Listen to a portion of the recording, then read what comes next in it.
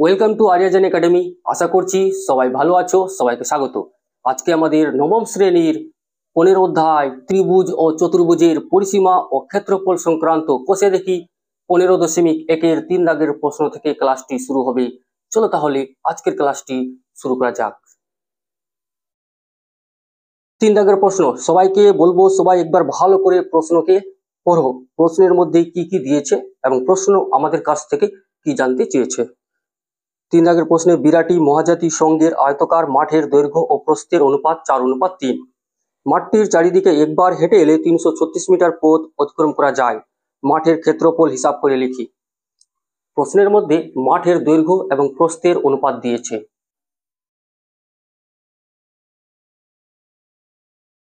এটা একটা যদি আয়তাকার মাঠ হয়, এই আয়তাকার মাঠের দৈর্ঘ্য এবং প্রস্থ থাকবে। দৈর্ঘ্য এবং প্রস্থের অনুপাত প্রশ্নের মধ্যে বলা হয়েছে 4:3।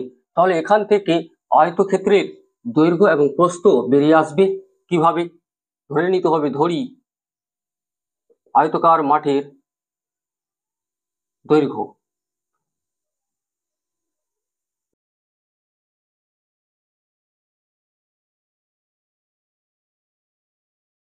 সমান সমান কত হবে? তোমরা নিজেই বলো, আয়তাকার মাঠের প্রস্থ কত হবে?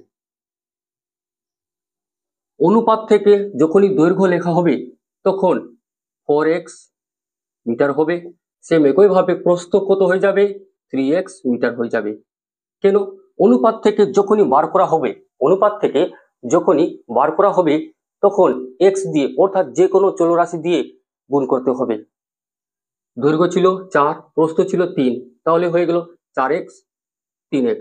দৈর্ঘ্য পেয়ে গেলাম 4x, প্রস্থ পেয়ে গেলাম 3x।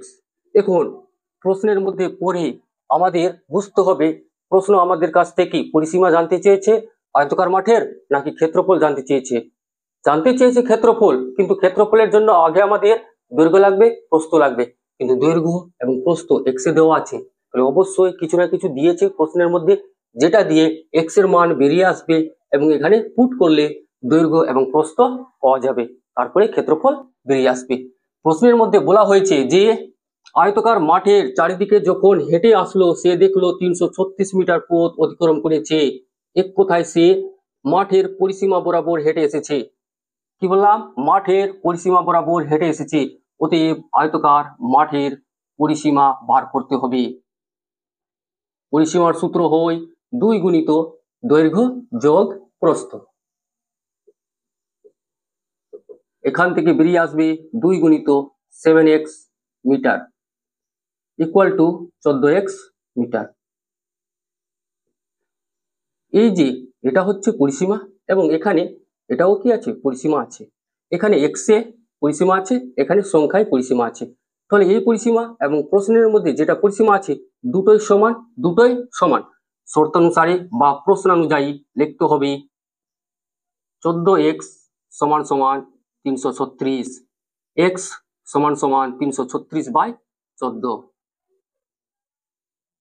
14 দিয়ে ভাগ করলে 14 2 28, 14 4 56, এক্স এর ভ্যালু বেরিয়ে আসলো 24। এখন এই এক্স এর ভ্যালুকে এখানে বসাতে হবে, এখানে বসাতে হবে। বসালে আয়তাকার মাঠের দৈর্ঘ্য এবং প্রস্থ বেরিয়ে আসবে। অতএব আয়তাকার মাঠের দৈর্ঘ্য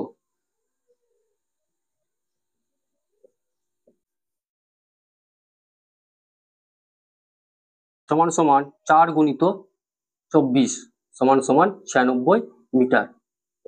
একইভাবে আয়তাকার মাঠের প্রস্থ সমান সমান 3 গুণিত 24 72 মিটার। প্রশ্নের মধ্যে আয়তাকার মাঠের ক্ষেত্রফল জানতে চেয়েছে। ক্ষেত্রফল সমান সমান হয় দৈর্ঘ্য গুণিত প্রস্থ, দৈর্ঘ্য গুণিত প্রস্থ বর্গ মিটার। 96 এবং 72কে গুণ করলে যে গুণফল বেরিয়ে আসবে সেটাই হচ্ছে এই প্রশ্নের উত্তর। আশা করছি তোমরা গুণ করে এই প্রশ্নের উত্তর লিখে নিবে। একবার তোমরা এই প্রশ্নকে ভালো করে লক্ষ্য করো।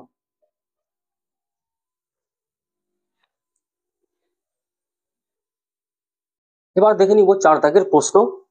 প্রতি বর্গমিটারে 3.50 টাকা হিসাবে সমরদের একটি বর্গাকার জমি চাষ করতে খরচ হয় 1400 টাকা। প্রতি মিটারে 8.50 টাকা হিসাবে সমরদের জমিটির চারধারে একই উচ্চতার তারের বেড়া দিতে কত খরচ হবে হিসাব করি। প্রশ্নের মধ্যে এখানে একটা বর্গাকার জমি আছে, কি দেওয়া হয়েছে? বর্গাকার জমি। তাহলে বর্গাকার জমি যদি থাকে, প্রতিটি ধারের দৈর্ঘ্য, জমির প্রতিটি ধারের দৈর্ঘ্য সমান হবে। এটা যদি এ হয় তাহলে এটাও অবশ্যই এ হবে, হবে তো? প্রতিটি ধারের দৈর্ঘ্য সমান হবে।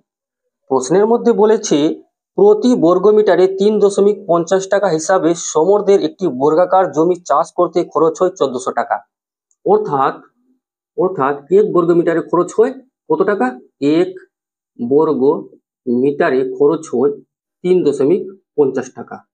এটাকে উল্টোভাবে যদি লেখা হয়, 3.50 টাকা খরচ হয় 1 বর্গমিটারে। 1 টাকা খরচ হয় 1/3.50 বর্গমিটারে। মোট খরচ চাষ করছে, তাহলে এই ক্ষেত্রফলে চাষ করবে, এই ক্ষেত্রফলে চাষ করবে তো, পুরো ক্ষেত্রফলে। এবং পুরো ক্ষেত্রফলে যখনই চাষ করছে তখন মোট খরচ হচ্ছে 1400 টাকা। আর 1400 টাকা খরচ হলে কি পেয়ে যাব? জমির ক্ষেত্রফল পেয়ে যাব, পাবো তো? তাহলে এখান থেকে যে ভ্যালুটা বেরিয়ে আসবে সেটাই কি? এই বর্গাকার জমির ক্ষেত্রফল। তাহলে এখন আমাদের লিখতে হবে বর্গাকার জমির ক্ষেত্রফল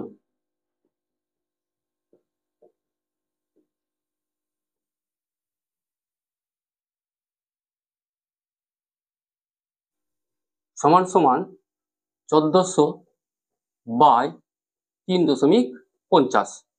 দশমিক তুললে উপরে 100 এসে যাবে, 0 0 কেটে গেল, 35 দিয়ে 4 বারে চলে যায় 400 বর্গমিটার। 400 বর্গমিটার এসে গেল এই বর্গাকার জমির ক্ষেত্রফল। যদি 400 বর্গমিটার বর্গাকার জমির ক্ষেত্রফল হয় তাহলে প্রতিটি বাহুর দৈর্ঘ্য কত হবে?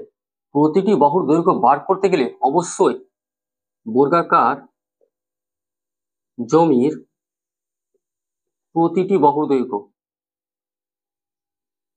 তাহলে প্রতিটি বাহুর দৈর্ঘ্য না লিখে এখানে লিখবো প্রতিটি বা প্রত্যেক, এখানে প্রতিটি লিখছি, প্রতিটি ধারের দৈর্ঘ্য, ধারের দৈর্ঘ্য। কি করতে হবে? ক্ষেত্রফলকে বর্গমূল করতে হবে, তবেই তো বেরিয়ে আসবে প্রতিটি ধারের দৈর্ঘ্য √400। তাহলে যারা জানে তাদের জন্য না, যারা জানে না তাদের জন্য এখানে দেখিয়ে দেওয়া হচ্ছে কিভাবে রুট থেকে বার করা হয় সংখ্যাকে। প্রথমে যে সংখ্যাটি দেওয়া হয়েছে সেটাকে ভাঙবো। 2 দিয়ে ভাঙলে 200 হবে, আবার 2 দিয়ে যাবে 100 হবে, আবার 100কে 10 দিয়ে ভাগ করলে 10 হবে, 10কে 10 দিয়ে ভাগ করলে 1 হবে। তাহলে রুটের ভিতরে 2 গুণিত 2 গুণিত 10 গুণিত 10 বেরিয়ে এসেছে।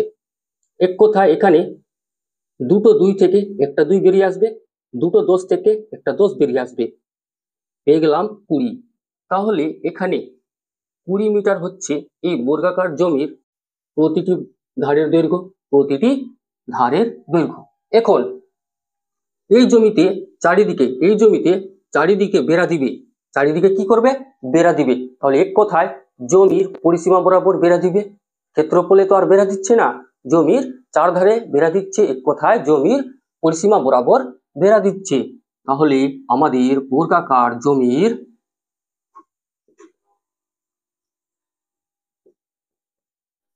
পরিসীমা বার করতে হবে। পরিসীমার সূত্র হয় 4 গুণিত বাহুর দৈর্ঘ্য, বেরিয়ে আসলো 80 মিটার। এবার আমাদের লিখতে হবে চারধারে বেড়া দিতে মোট খরচ। তোমরা নিজেই বলো, প্রশ্নের মধ্যে বলা হয়েছে প্রতি মিটারে, এক মিটারের জন্য 8.50 টাকা যদি লাগে বেড়া দিতে। এক মিটার বলতে গেলে ধরে নিচ্ছি এটা যদি 20 ভাগ করা হয় তাহলে এতটুকু হচ্ছে 1 মিটার, এতটুকু হচ্ছে 1 মিটার। এই 1 মিটারে 8.50 টাকা লাগছে, আবার 1 মিটারে আবার কত লাগবে, 8.50 টাকা। এরকম করে যদি পুরোটা 80 মিটারে বেড়া দেওয়া হয় তাহলে বেশি খরচ হবে। এক কথায় আমাদের গুণ করতে হবে 8.50 দিয়ে। গুণ করলে গুণফল হবে 0 0, 8 5 40, 8 8 64 আর 4 68, দশমিক আসবে এখানে। 680 টাকা খরচ পড়বে। বর্গাকার জমির চারধারে বেড়া দিতে মোট খরচ পড়বে 680 টাকা। আশা করছি বোঝা গেল।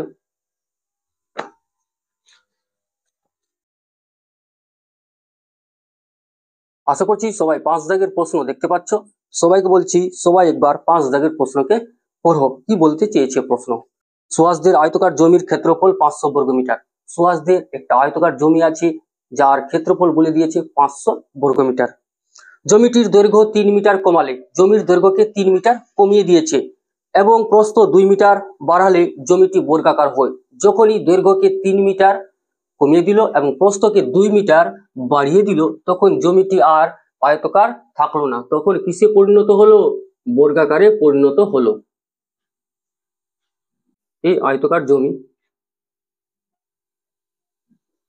জমির ক্ষেত্রফল বলে দিয়েছে 500 বর্গমিটার বলেছে। এবার বলেছে জমির দৈর্ঘ্য, জানি না দৈর্ঘ্য কত আছে, প্রস্থ জানি না কত আছে, কিন্তু বলেছে দৈর্ঘ্যকে 3 মিটার কমিয়ে দিয়েছে। দৈর্ঘ্য এখান থেকেও 3 মিটার কমবে, এদিক থেকেও 3 মিটার কমবে, তো কমবে। জমির দৈর্ঘ্যকে 3 মিটার কমিয়ে দিয়েছে, 3 মিটার কমিয়ে দিয়েছে, কিন্তু প্রস্থ, এটা কি আছে প্রস্থ, এবং প্রস্থকে 2 মিটার বাড়িয়ে দিয়েছে, প্রস্থকে 2 মিটার বাড়িয়ে দিয়েছে। তাহলে এটা আর এখানে থাকবে না, কোথায় এসে যাবে, এই লাইনটা আর এখানে থাকবে না, কোথায় আসবে, এখানে এসে যাবে। 2 মিটার বাড়িয়ে দিয়েছে, তখন জমিটি বর্গাকারে পরিণত হয়েছে। কিসে পরিণত হয়েছে, জমিটি বর্গাকারে পরিণত হয়েছে। প্রশ্নের মধ্যে জানতে চেয়েছে সুহাসদের জমির দৈর্ঘ্য ও প্রস্থ হিসাব করে লিখি। তাহলে এখন আমাদের কি করতে হবে, ধরে নিতে হবে সুহাসদের আয়তকার জমির দৈর্ঘ্য আগে x ছিল এবং প্রস্থ কত ছিল, y ছিল। a b c d আয়তকার জমি ছিল, bc এখন কোথায় এসে গেছে, e f এ এসে গেছে, এবং d এ এখন কোথায় এসে গেছে, g e f h এ।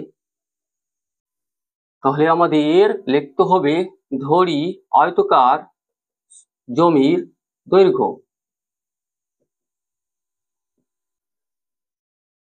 জমির দৈর্ঘ্য সমান সমান x মিটার। জমির ক্ষেত্রফল দেওয়া আছে, জমির ক্ষেত্রফল দেওয়া আছে, তাহলে এখান থেকে জমির প্রস্থ বার হবে, দৈর্ঘ্য x, ক্ষেত্রফল 500, তাহলে প্রস্থ হয়ে যায় 500/x। এটাই হয়তো, কেন হয়, কারণ দৈর্ঘ্য গুণিত প্রস্থ সমান সমান ক্ষেত্রফল। দৈর্ঘ্য x ইন্টু প্রস্থ সমান সমান 500, প্রস্থ সমান সমান বেরিয়ে আসবে 500/x। তাই জন্য প্রস্থ হয়ে যাবে আয়তকার জমির প্রস্থ সমান সমান 500/x মিটার। তোমরা xy ধরেও করতে পারো।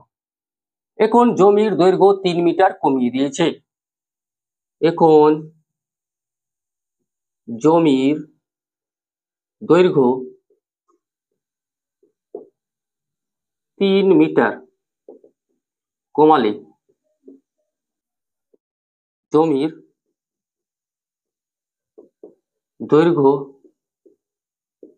হবে বা দৈর্ঘ্য হয় কত ছিল, x ছিল 3 মিটার কমিয়ে দিয়েছে, -3 হয়ে যাবে মিটার। এবার সবার মনে হয়তো একটা প্রশ্ন আসতে পারে, এই দিক থেকে 3 মিটার কমালো, এই দিক থেকেও 3 মিটার কমাবে কেন, কেন কমাতে যাবে, এখানে কোথাও বলা আছে দুই সাইড থেকে, দুই দিক থেকে 3 মিটার করে কমাচ্ছে, কোথাও বলা নেই তো, বলা আছে কি, নেই। তাহলে যে কোনো এক দিক থেকে জমির দৈর্ঘ্যকে কমিয়েছে এবং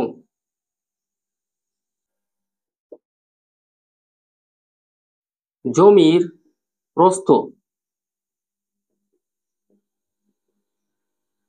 2 মিটার বাড়ালে জমির প্রস্থ হয়, প্রস্থ কত আছে 500/x আছে, 2 মিটার বাড়িয়ে দিয়েছে। প্রশ্নের মধ্যে বলেছে জমিটি এখন আর আয়তাকার থাকলো না, বর্গাকারে রূপান্তরিত হয়েছে।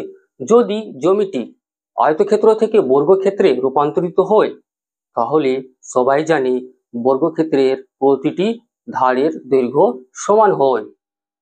অতএব জমিটি বর্গাকারে পরিণত হয়েছে।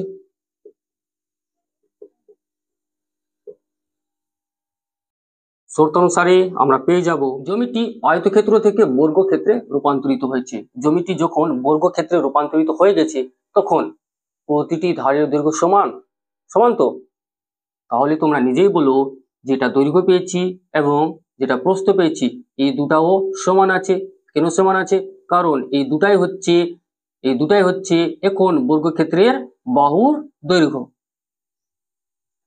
শর্তানুসারে লিখতে হবে x - 3 সমান সমান 500/x + 2 বা দিয়ে x - 3 সমান সমান এখানে x হয়ে গেল লসাগু 500 + 2x, x দিয়ে গুণ হলে এখানে এসে যাবে x² - 3x, এখানে 500 + 2x বা দিয়ে x² - 3x - 2x হয়ে যাবে।